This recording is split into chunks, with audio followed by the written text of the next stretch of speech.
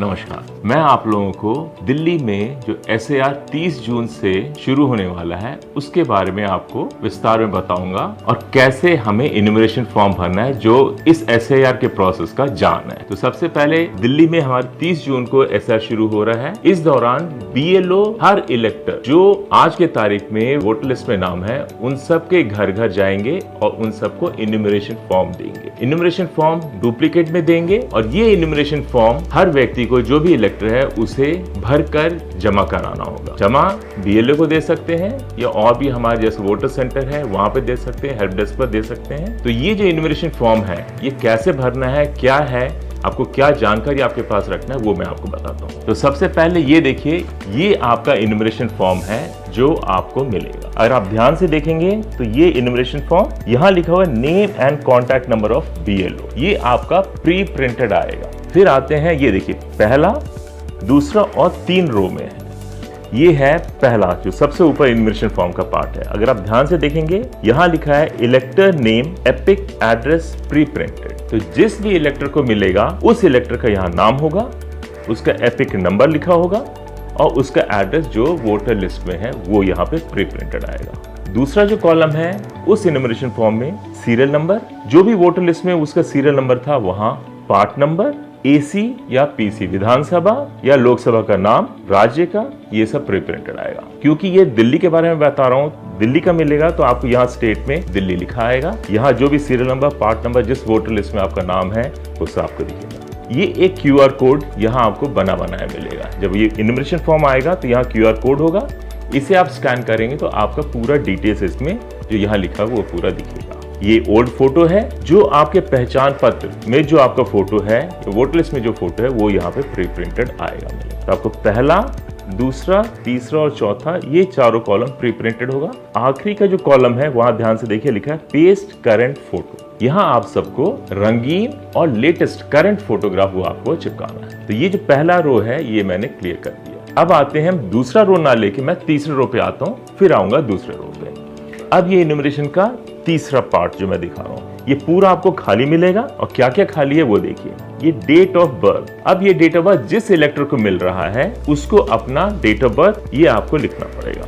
दूसरा जो है रो वो आपका है आधार नंबर और ब्रैकेट में देखेंगे लिखा हुआ है ऑप्शनल। तो यहाँ पे आधार नंबर आप लिखना चाहें लिखिए, नहीं लिखना चाहें कोई जरूरी नहीं है, ऑप्शनल है, ये आपके ऊपर है। तीसरा यहाँ पे फादर या गार्जियन नेम है, यहाँ आपको पिता का नाम लिखना है या गार्जियन का नाम लिखना है। एक चीज यहाँ बता देता हूँ, अगर आपके पिता गुजर चुके हैं तो भी आपको अपने पिता का नाम लिखना है। ऐसे नहीं कि पिता गुजर गए हैं तो यहाँ खाली छोड़ दें, ये आपको सब भरना होगा, पिता का नाम आपको डालना है। वैसे ये फादर्स गार्जियन एपिक नंबर, आपने पिता का नाम ऊपर लिखा है तो नीचे उनका एपिक नंबर लिखना है। एपिक नंबर जो आज के दिन चालू है, जो भी वोटर लिस्ट में एपिक नंबर है वो आपको लिखना होगा। उसी प्रकार मदर्स नेम, आप अपने माता का नाम लिखें, इससे कोई फर्क नहीं पड़ता माता है या नहीं है, आपको माता का नाम लिखना पड़ेगा।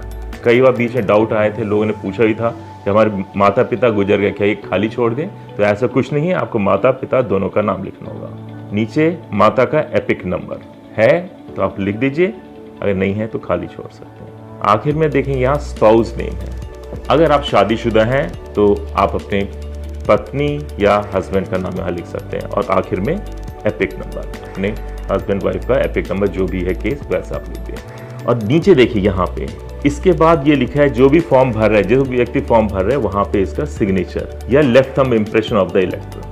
अगर व्यक्ति साइन नहीं कर पा रहा है तो थंब इम्प्रेशन लगा सकता है। उसके नीचे एक लाइन बहुत ही महत्वपूर्ण है जो लिखा है any adult family member mention relationship with date. कई घर ऐसे होंगे जहां पे बच्चे पढ़ने के लिए दूसरे स्टेट में गए हैं पर दिल्ली में उनका नाम वोटर लिस्ट में है, तो उस केस में ऐसे नहीं कि बेटा या बेटी मेरे दूसरे स्टेट गए हैं तो अब कौन साइन करेगा। यहाँ क्लियर लिखा हुआ है अगर बच्चे, कोई भी व्यक्ति अगर यहाँ घर पे नहीं मौजूद है तो उस परिवार का एडल्ट फैमिली जो भी रिस्पॉन्सिबल है वो साइन कर सकता है और अपना रिलेशन लिख देगा। अगर मान लीजिए मेरे बच्चे बाहर गए हैं, दिल्ली से बाहर हैं, तो फॉर्म उनका मैं भर दूंगा, मैं साइन लिख दूंगा और मैं लिख दूंगा मैं उनका फादर हूं, अब ये जमा कर दूंगा। तो ये हमारा तीसरा रो है। अब जो सबसे महत्वपूर्ण है सेकंड रो, ये ही पूरा जान है आपके SAR का। अब यहाँ पे लास्ट SAR का डिटेल्स भरना होगा। लेफ्ट कॉलम का देखते हैं और राइट कॉलम का देखते हैं। लेफ्ट कॉलम देखिए, यहाँ पे लिखा है details of elector in the elector roll of the last SIR। अगर मान लीजिए राम सिंह को ये फॉर्म मिला है तो नीचे राम सिंह का ऊपर वाले जो हमने रो देखा था उसमें राम सिंह का नाम होगा, नीचे थर्ड कॉलम में राम सिंह ने अपना पूरे डिटेल्स भरा है। अब राम सिंह को देखना है कि उसका पिछले SIR में नाम है या नहीं। अब यहाँ पे क्लियर देखिए, अगर लिखा हुआ है लास्ट SIR, ये कहीं नहीं बोल रहा है कि दिल्ली का SIR है तो दिल्ली के में ही आपका नाम होना चाहिए। लास्ट SIR भारत के किसी भी कोई भी स्टेट हो या यूनियन टेरिटरी है, अगर उसके पिछले SIR में आपका नाम है तो यहाँ पे आप अपना डिटेल्स भरेंगे। अब क्या डिटेल्स भरना है? इलेक्टर नेम। अगर एग्जाम्पल ले रहा हूं कि राम सिंह को फॉर्म मिला है तो यहाँ पे इलेक्टर नेम राम सिंह का आएगा और उसके नीचे एपिक नंबर इफ अवेलेबल। अब ये एपिक नंबर कौन सा आएगा? एपिक नंबर आएगा ये लास्ट SIR में। दिल्ली का अगर है तो दिल्ली में 2002 में हुआ था SIR, तो 2002 में अगर एपिक नंबर मिला है तो वो एपिक नंबर लिखेंगे, नहीं तो इसे खाली छोड़ देंगे। तो ये लास्ट SIR का एपिक नंबर लिखना है। यहाँ पे रिलेटिव्स नेम लिखना है। जो लास्ट SIR में अगर आपने नाम देखा होगा अपना वोटर लिस्ट में, तो वहां राम सिंह के आगे लिखा होगा शायद उनके पिता का नाम हो या माता का नाम हो, तो यहाँ पे जो भी उस इलेक्टर लिस्ट में नाम होगा वो यहाँ आप लिख दीजिए। अगर राम सिंह के पिता का नाम है तो यहाँ फादर्स नेम लिखिए और रिलेशनशिप में यहाँ लिख दीजिए फादर। डिस्ट्रिक्ट, जिस डिस्ट्रिक्ट में भी आपका पिछले SIR में नाम था वो डिस्ट्रिक्ट का नाम लिखिए। स्टेट लिख दीजिए, यहाँ AC name, AC number, part number, serial number आपको लिखना होगा। तो ये तो हो गया राम सिंह अगर जिसको इन्वेस्टिगेशन फॉर्म मिला है वो अपने पिछले SIR का डिटेल्स भर रहा है। ध्यान दीजिएगा, कहीं भी नहीं लिखा है कि दिल्ली का SIR, पूरे भारत में जहां भी है वहां आप लिख सकते हैं। अगर आपके पंजाब में नाम था पुराना तो यहाँ पंजाब का डिटेल्स आप पूरा भर देंगे कौन से AC में है। अब दूसरी स्थिति ये आ जाएगी, राइट में क्या लिखा है? Details of relative whose name is given in the previous column in the last SIR। Last SIR, अब ये रिलेटिव का नाम लिखने को रहे। यहाँ राम सिंह अपने बारे में नहीं बता रहे हैं, अब राम सिंह अपने पिता के बारे में बताएंगे। अब ये दोनों कॉलम कब कब भरना है ये आपको थोड़ी देर में बताता हूँ। यहाँ पे आपको लिखना अपने रिलेटिव का, जैसे उसने रिलेटिव यहाँ पिता का बताया तो ये आप वहाँ पे अपने पिता का नाम लिखेंगे। ये एपिक नंबर यहाँ भी देखिए ये लिखा है लास्ट SIR, पिछले SIR में उनके पिताजी का जो एपिक नंबर था वो लिखेंगे और अपने पिताजी का इलेक्टर में देखेंगे कौन सा रिलेशन था। अगर उनके पिता का नाम था तो यहाँ राम सिंह के दादाजी का नाम आएगा, रिलेशनशिप में वही फादर आ जाएगा। जिस डिस्ट्रिक्ट में उनका नाम वोटर लिस्ट में था वो स्टेट, AC का नाम, AC नंबर, पार्ट नंबर और सीरियल नंबर लिखा होगा। ये जो इन्यूमरेशन फॉर्म जो आपको मिलेगा यहाँ पे इलेक्टर का नाम लिखा होगा, उस इलेक्टर को अपना ये डिटेल्स भरना है यहाँ पर। अब वो केस देखेगा, अब वो कौन सा केस आता है। अब इन्यूमरेशन फॉर्म भरने में 3 केस हो सकते हैं। राम सिंह का एग्जांपल लेते हैं। राम सिंह जिसका नाम वोटर लिस्ट, दिल्ली के वोटर लिस्ट 2025 में है, उसको ये इन्यूमरेशन फॉर्म मिलेगा। उसका केस ये होगा या तो पिछले SIR में उसका नाम दर्ज है, अगर पिछले इलेक्टर रोल में नाम भरा है तो वो यहाँ वाला इसको भर देगा। ये पहला केस जो हम कहते हैं सेल्फ मैपिंग। जिस भी व्यक्ति का आज के नाम रोल में नाम है और पिछले SIR में है तो वो अपना भर देगा। दूसरा केस ये हो सकता है कि राम सिंह तो है, आज के दिन इलेक्टर है, पर पिछले SIR में उसका नाम नहीं हो, तो उस केस में वो ये कॉलम तो भर ही नहीं पाएगा, उसको यहाँ जाना होगा। यहाँ क्या है, वो अपने पिताजी का डिटेल्स भरेगा। तो पहला वाला केस हो गया सेल्फ मैपिंग, अपना पिछला वाला नाम दर्ज करना है। सेकंड केस उसके लिए है जिसका नाम पिछले SIR में नहीं है, तो वो अपने रिलेटिव का देखेगा। रिलेटिव में यहाँ आएंगे माता, पिता, दादा, दादी, उन सब का नाम देखेगा। पिछले SIR में है तो ये भर देगा। और एक तीसरा केस हो सकता है इलेक्टर तो है आज के दिन पर उसका पिछले SIR में नाम ही नहीं होगा, तो वो केवल यही भरेगा, ये दोनों खाली रह जाएंगे। अब क्योंकि आपको इन्यूमरेशन फॉर्म में आपके पिछले SIR का डिटेल्स भी भरना है, तो आप कैसे सर्च करेंगे नाम? तो देखिए, अगर आप पिछले SIR दिल्ली में आपका नाम था तो आप वेबसाइट पे जाइए ceodelhi.gov.in, वहां पर जाए। साइट पे जाने पे आपको पिछले इलेक्टर्स का पूरा डिटेल्स मिल जाएगा। आप अपने नाम से, पोलिंग स्टेशन से या एपिक नंबर है उससे आप सर्च कर सकते हैं। यहाँ ध्यान दीजिए, एपिक नंबर 2002 का होना चाहिए। आज वाले से ढूंढेंगे तो नाम नहीं मिलेगा। जो 2002 का दिल्ली में एपिक नंबर आपका होगा तो उससे ढूंढिए, नहीं है तो आप अपने नाम से ढूंढिए, हमारे वहाँ सुविधा है। और ऑल इंडिया बेसिस पे अगर आपको नाम ढूंढना है, अगर आप दिल्ली में नहीं थे, दिल्ली से दूसरे स्टेट में रजिस्टर्ड थे पिछले SIR में, तो आप हमारे www.voters.eci.gov.in इस साइट पर जाइए। वहां पर लास्ट SIR डिटेल्स पे एक टैब आएगा, वहां क्लिक करिए और जिस भी स्टेट में आपका नाम था पिछले SIR में वो स्टेट सेलेक्ट करिए, अपना नाम, इत्यादि जो भी डॉग इन्फॉर्मेशन आपके पास है वो दबाएं, उसको लेके आप अपना नाम सर्च करें, पूरा डिटेल्स आपको वहां पर मिल जाएगा। और एक ऐप भी डेवलप किया है ECI नेट, ये ऐप आप लोग डाउनलोड कर लीजिए लास्ट एसआईआर का डिटेल्स ढूंढने के लिए। ECI नेट क्लिक करिए, वहां पे एक और टैब आएगा search your name in last SIR, उसको क्लिक करिए। उसके बाद जो भी इंफॉर्मेशन मांगता है, जिस स्टेट में भी आपका पिछले एसआईआर में आपका नाम था वो स्टेट सेलेक्ट करिए, अपना नाम, पिता का नाम, जैसा भी आपके पिछले एसआईआर में डिटेल्स था वो भरिए, आपका पूरा डिटेल्स वहां से आप निकाल सकते हैं। ध्यान दें, हमारा एसआईआर का पर्पस है जो भी एलिजिबल वोटर है, इलेक्टर है, उसका नाम वोटर लिस्ट में होना चाहिए, और जो इनएलिजिबल है, जो क्वालिफाई नहीं करते, उनका नाम बिल्कुल भी ना आए। हम केस वाइज स्टडी करेंगे। पहला केस है सेल्फ मैपिंग। तो ये एक एग्जांपल हमने लिया है, ये देखिए पूरा इन्यूमरेशन फॉर्म है। यहाँ पे मैंने एक एग्जांपल में दे दिया, नाम जितेंद्र का है। जितेंद्र जो हमारे दिल्ली का वोटर है और उसका एपिक नंबर ये हमने लिख दिया है। ये हमने सैंपल के लिए दिया है, तो ये आप एपिक नंबर चेक मत करिए, हमने ऐसे ही दे रखा है। तो जितेंद्र के पास जाएगा। अब जितेंद्र वो क्या करेगा, सबसे पहले क्योंकि वोटर है नीचे वाला फॉर्म भरेगा। नीचे वाले कॉलम में क्या भरेगा, यहाँ पे अपना डेट ऑफ बर्थ भर देगा। डेट ऑफ बर्थ भरने के बाद आधार नंबर ऑप्शनल है, भरना चाहे भरे। मोबाइल नंबर जरूरी है, बाकी सब आपको भरना मोबाइल नंबर। उसने मोबाइल नंबर भर दिया। यहाँ पे उसने फादर्स या गार्जियन नेम भरा है। नाम उसने अपना भर दिया है, पिता का नाम राम सिंह। यहाँ पे उसने लिखा है राम सिंह। एपिक नंबर उस वक्त 2000, जो आज के इलेक्टर रोल में उनके पिता जिंदा है और उनका इलेक्टर यहाँ पे एपिक नंबर है, तो वो एपिक नंबर लिख दिया है। फिर है मदर्स नेम। मदर नेम उसने निर्मला देवी लिख रखा है, और एपिक नंबर वो भी अवेलेबल है, तो उसने ये लिख रखा है। स्पाउस नेम प्रोमिला, इसका मतलब सीधा है कि जितेंद्र की शादी हो गई प्रोमिला, और उनका भी एपिक नंबर बना हुआ है, तो उसने यहाँ एपिक नंबर भर दिया। तो ये तो डिटेल्स अपने आज के इलेक्टोरल डिटेल्स में देखा। मदर, फादर का नाम, मदर का एपिक नंबर था, फादर का एपिक नंबर है, अपनी वाइफ का भी एपिक नंबर, ये उसने भर दिया। अब देखिए केस नंबर 1 में हमने क्या लिखा है, electors name present in 2002 and 2025 elector roll. इसका आज के दिन तो वोटर है ही है, पिछले लास्ट एसआईआर में जो हुआ था वहां पे भी ये वोटर था। तो जैसे वोटर है तो वो अपना यहाँ पे डिटेल्स भरेगा, वो 2002 का डिटेल्स। अब 2002 के डिटेल्स कैसे देखिए, उसने नाम यहाँ अपने ही नाम आएगा, क्योंकि ये इलेक्टर जितेंद्र ही भर रहा है। जितेंद्र का नाम पिछले एसआईआर में था, वो अपना नाम जितेंद्र लिखा है। एपिक नंबर 2002 में उसको एपिक नंबर मिला हुआ था, तो उसने एपिक नंबर भर दिया है। Father name Ram Singh, relationship father, district को नई दिल्ली में उसका वोटर लिस्ट बना हुआ है, वोटर में नाम था, स्टेट दिल्ली है, एसी नेम सरोजनी नगर। तो उस वक्त सरोजनी नगर में वो इलेक्टर रहा है 2002 में, और एसी नंबर 1 है, पार्ट नंबर 201 और सीरियल नंबर 846। तो ये आप कैसे ढूंढेंगे, नाम कैसे ढूंढेंगे या एसी नंबर इसे कैसे, तो एक मेरे पास है, मैं आपको एक सैंपल लेकर आया हूं। ये एक सैंपल है इलेक्टर रोल 2002 असेंबली कॉन्स्टिट्यूएंसी 20 बादली। ये है, यहाँ पे अगर किसी व्यक्ति का नाम है तो देखिए यहाँ पे लिखा है पार्ट नंबर, जो हमें पार्ट नंबर नोट करना था ये इधर लिखा है पार्ट नंबर। एसी नंबर यहाँ बता दिया 20, यहाँ पे आपका लिखा है सीरियल नंबर। अगर कोई भी व्यक्ति, अगर मान लीजिए जैसे ये है प्रशांत का यहाँ पे सीरियल नंबर 81 है, तो वो सीरियल नंबर 81 लिखेगा।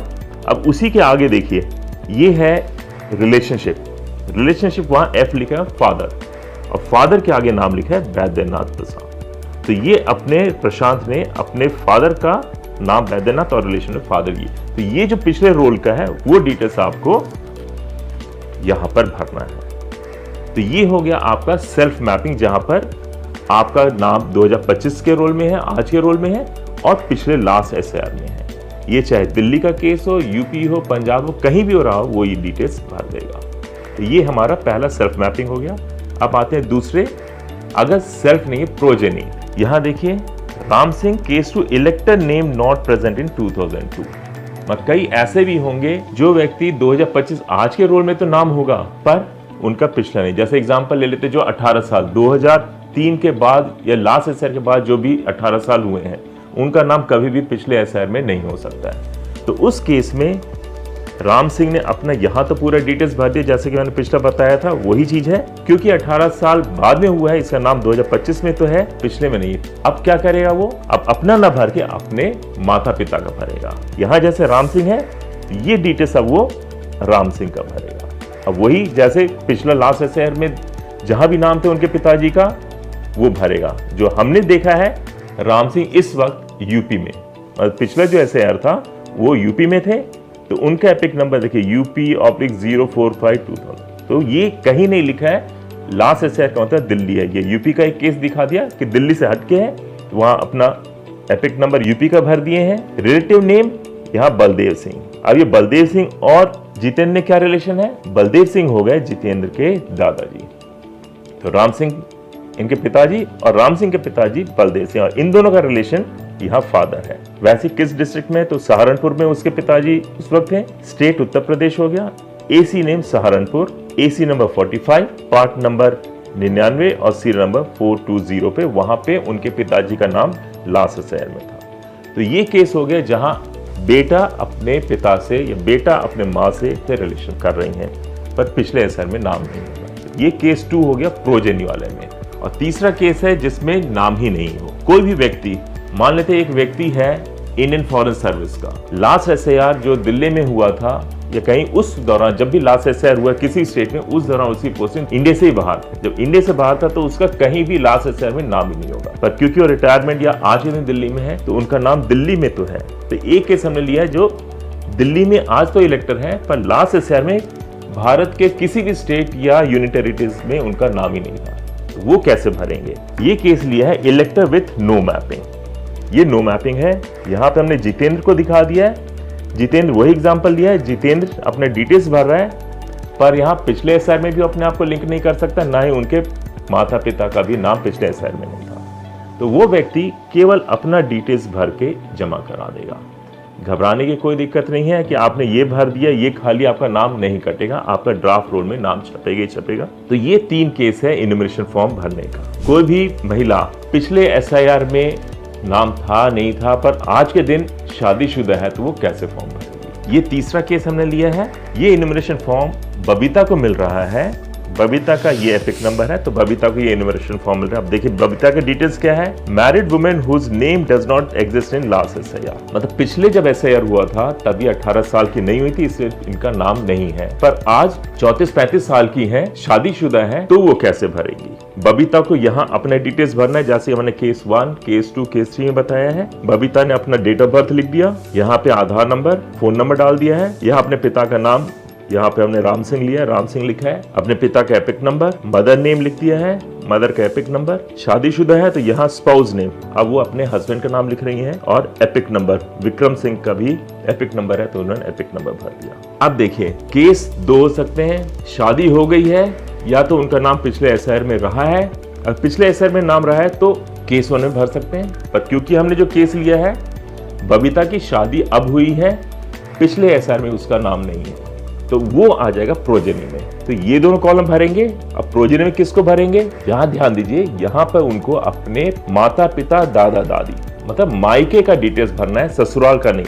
कई जैसे ये बोल देते भाई सास ससुर को हम माँ बाप कहते हैं, तो यहाँ ध्यान देने वाली बात है कि आप अपने सास ससुर का ना लिख के यहाँ अपने माँ बाप का ही नाम लिखेंगे। जैसे बबीता के पिता का नाम राम सिंह है तो यहाँ डिटेल्स आएगा राम सिंह, उनका एपिक नंबर, राम सिंह के पिता का नाम बलदेव सिंह, रिलेशनशिप राम सिंह और बलदेव सिंह का रिलेशन फादर का है, और जिस भी स्टेट में जहां भी उनका इलेक्टेड में नाम था, जैसे यहाँ पे सहारनपुर में है, Uttar Pradesh state, AC name Saharanpur, और वहां पे कौन सा एसी नंबर था?